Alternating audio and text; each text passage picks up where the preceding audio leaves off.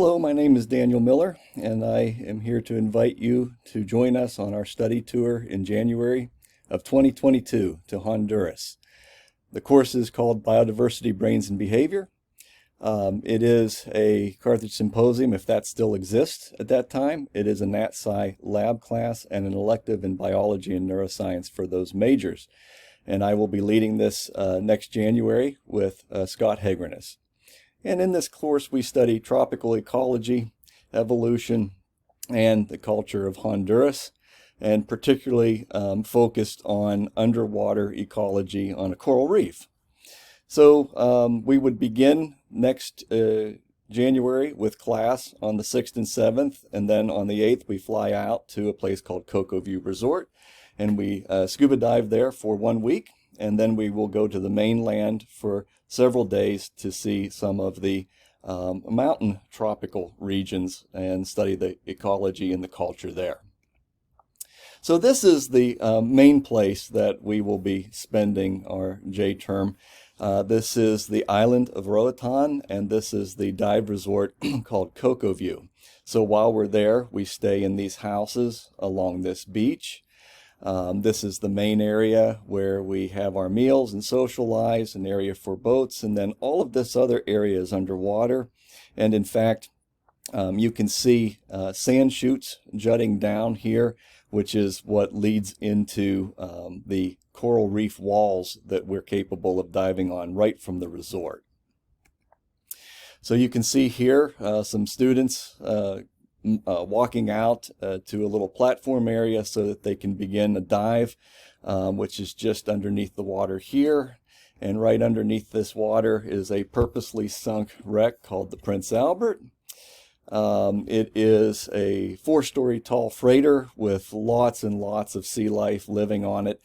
I took this photograph from the top of the bow area, and that's at about 20 to 25 feet. So one of the things that this course is known for is the scuba diving component, but almost every year we take some snorkelers, people who can't or choose not to learn how to scuba dive or physically are not capable of scuba diving. And this is one of the best places in this hemisphere for snorkeling. In fact, every day they bring boatloads of people over and tie up at the top of this so that these snorkelers can see this wreck. There's beautiful life that lives on it some years, eels, turtles, and of course lots and lots of fish. Now, in addition to that shore diving, we do some remote diving around the island. We take a boat out to a remote area and we drop down typically on coral reef walls that go we go down to around 60 feet. Some of those walls go thousands of feet down. Of course, we don't do that because of safety reasons, but we typically drop down to around 60 feet, then slowly make our way up, seeing all of the variety of life forms that exist at deeper areas versus the more shallow areas where more sunlight gets to. And then we conclude our dive right underneath the boat, which is the top of the coral reef. And again, I took this photograph at the top of the reef at about 20 feet. And snorkelers can easily see what we're doing, and in certain areas can even swim in a little bit closer to shore and dive down 5 to 10 feet and see the top of the coral reef themselves. So this is what a wall looks like, and we have a student here that's taking a photograph on a wall. It's filled with all different kinds of animal life is really what you're seeing in this photograph, and so this is what we want to teach you about, the evolutionary relationships between these life forms, and many of which we don't see analogous forms on land. So that's one of the things that we find exciting about scuba diving. So there's lots and lots of variety. In fact, on a typical dive, we can easily see about 70 to 100 life forms that we've studied and that we can recognize on any time we drop in the water. And at Cocoa View, right in that area where the Prince Albert is located in the channel, they've cataloged over 400 species of life forms. Again, it's very easy for students to identify about 70 to 100 of those on any given dive. So lots of crustaceans like this boxer crab, nice little hermit crab there. I love the octopi, incredibly intelligent animals. We'll talk about those during the course. And they typically are best seen at night. And so we do offer a night dive, and that is especially interesting because the coral polyps don't come out until the sun goes down. And so you can see the tentacles of a coral polyp here as it's feeding in the nighttime. And then, of course, fish, just tons and tons of fish. Some of them you might see in saltwater tanks, but a lot of them you won't see because they just aren't conducive to keeping in small hobby tanks like this porcupine pufferfish. A spotted juvenile drum, which dances around beautifully, and when we find them, they're very, very, very tiny, but lots of fun to watch. We do see also invasive species like this lionfish, and we talk a little bit about how that impacts the ecology. This is a green moray eel living on the Prince Albert, and always fun because you can always find them very easily. Shy seahorses, there's a few places where they're known to live, so we visit that a couple of times during the week and get to see them. And of course, there's bigger fish like this beautiful barracuda showing off his or her dental work. So this is, a wildlife experience. It's not a zoo. But I like to tell students, the animals are not dangerous if we respect the animals that we see. And it's just like walking in your neighborhood. If you see a big dog, you don't just run up to that big dog and try to pet it because that big dog might bite you. So we do the same thing. We give these animals plenty of distance. And I have a nice telephoto on my camera that allowed me to maintain a safe distance and yet get this photograph. Students tell us consistently from year to year that their favorite dive is a shark dive. It's a purposeful dive. It's a day that we go out to the edge of the really deep harbor area. And there's a company that brings a bucket of chum, and the sharks know that. It's almost really a conditioning that they know when to come up and find us. I like to point out the dangers of fishing. The shark has a hook caught in its mouth. A lot of times the dive masters try to get those things out. These are Caribbean reef sharks. They're not dangerous to humans. They are absolutely beautiful creatures. As you can see, lots of students are diving with these animals. They are 6 to 10 footers. They're all females. The males don't come up. They're a little cranky, and they might be a little dangerous, but they don't come. They don't like crowds like this. And so you can see the one of the fish with her head in the bucket of chum. That happens every dive that we do. It's an exhilarating dive. As you see, we get to swim around with them a little bit, and then once they are done eating, they just go back to the deep, and so they leave a lot of teeth around this area. So we dive out there or swim out there, and pick up some of the teeth as souvenirs. Turtles are one of the favorite things for students. 50% of the time we'll see them. The later in the spring is when their nesting time is, and they're much more common when we get to the April to June era of the year. But this was one year that was living on the bow of the Prince Albert, so the students really enjoyed that, and it was a really nice, huge turtle. So we typically do 4 dives a day, 2 in the morning, 2 in the afternoon, and then of course 1 night a week we do the night dive. During the surface interval, there's plenty of opportunity to sit around and socialize, get to know one another, soak in the Caribbean sunshine in the middle of January. Soccer is, I think, really the national pastime in Honduras. And so we get together with some of the dive masters. This is one of the dive masters right there that we dive with on the boat. And he has a team of young people, and he puts together the soccer experience.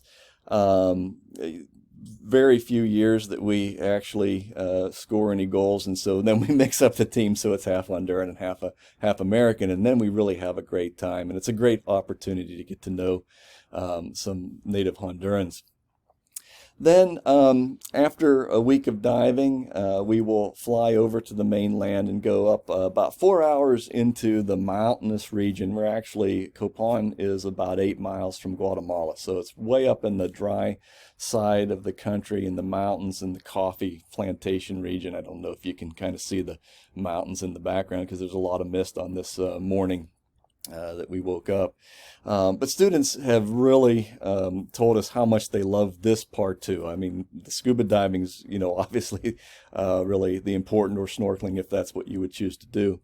But then to get to see this, the sense is that this is more of an authentic Honduran experience. When we're in Roatan, it is a tourist industry driven island by nature, and up here, this is just a small village where people live, and it's quaint. You can see the cobblestones. I took this at night, and it's very safe. The entire food eating area is about 1 to 2 blocks in length, and the whole town is about 4 blocks in length. So you get a little time to enjoy some authentic Honduran cuisine and interact with Hondurans, and also the tropical dry forest region, which I'll talk about in a minute.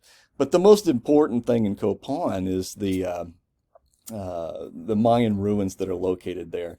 And one of the nice things about these ruins is that they're so far away from the shore that cruise lines don't bus people up here. So you have to be very intentional to come and see this. And so therefore, it's not crowded.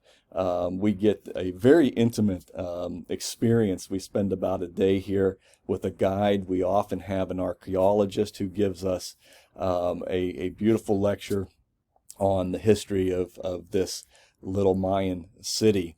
And so this was, the temple area is over here, and this would have been the area inside the temple area where they would have had their rituals and spiritual rites.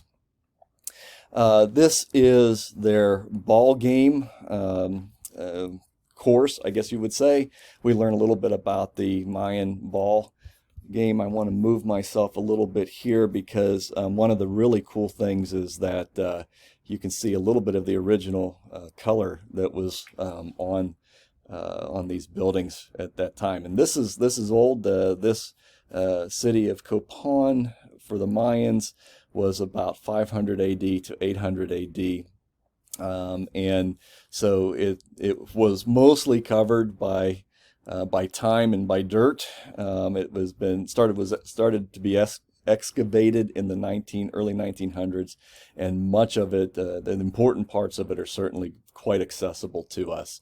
So you can see here our guide is showing some carvings on the stelae. So one of the things that distinguishes Copan from other Mayan ruins is it has the highest density of carved artwork of any of the Mayan ruins that we know of. So its pyramids aren't as tall as some of the other ones, and its architecture isn't quite as elaborate as some of the other ones that you find in Mexico and north of Honduras and Guatemala.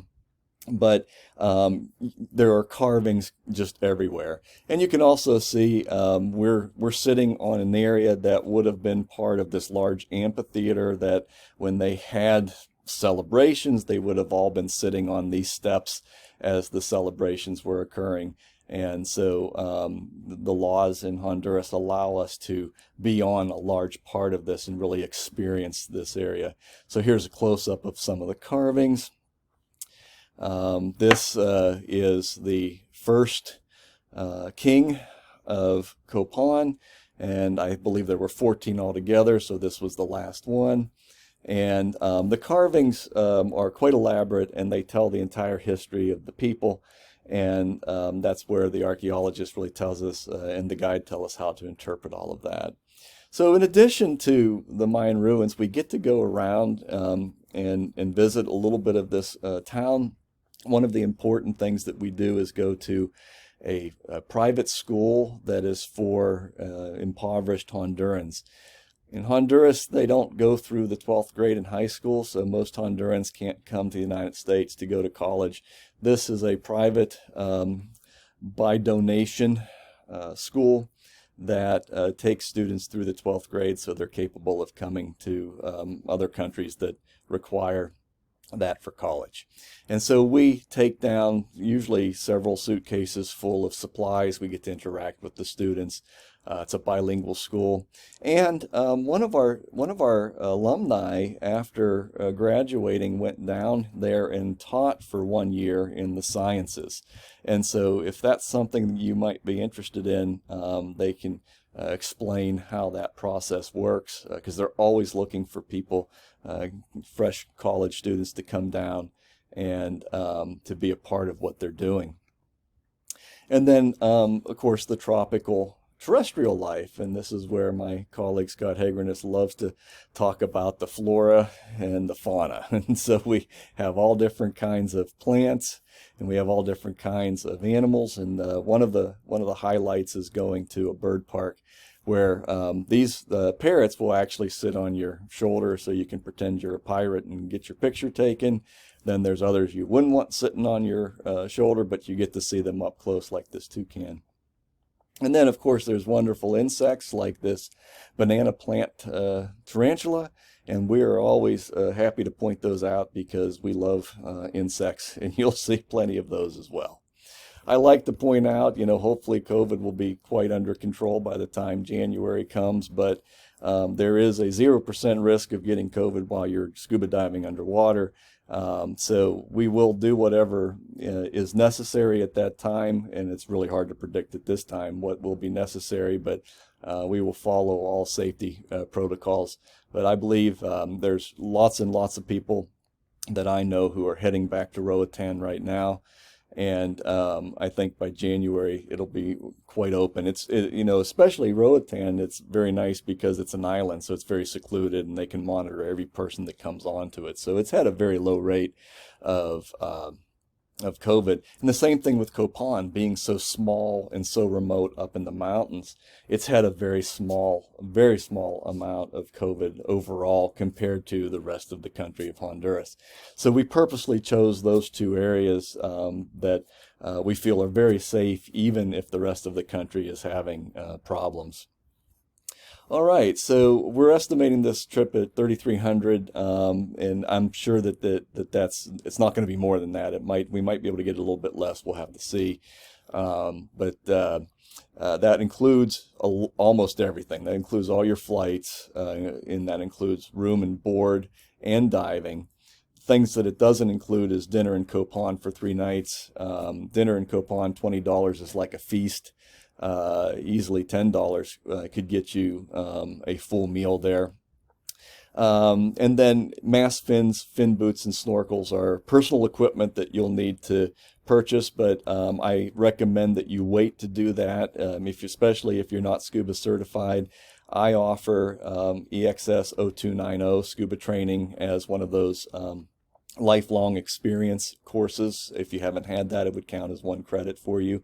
If you have had it, you can still take it for 0 credit. And during the training that I do with a local dive shop called Diver Dan's, we let you use the mast fins and snorkels that we have, so you can try them and find out what fits best for you, so you can have comfortable equipment for when you go to Honduras. So again, we don't know if testing right now is required, but that's become a pretty routine thing. It may or may not be required when January comes, but we'll certainly do whatever is necessary. But that is not included in the 3,300 at this point in time. Travel insurance is required, or a waiver from Carthage.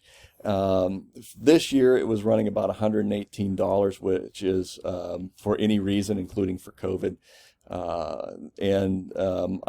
don't know exactly what it'll be next year, but I think it will be in that range, and it's really one of the most reasonable options.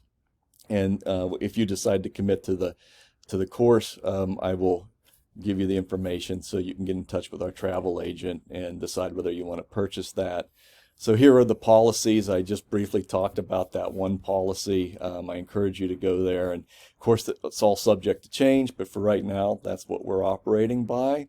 Let me know of your interest so I can have a list of people who I know are interested. And also I try to keep obviously keep track of those who are willing to commit. By the end of the semester, a $500 deposit would be necessary, with the rest of the payments made in the fall. So if you have any questions, please email me, and I can talk more about the scuba diving training and how that works as well with those who are interested in committing to go on the study tour. Thank you, and again, please email me if you have any questions.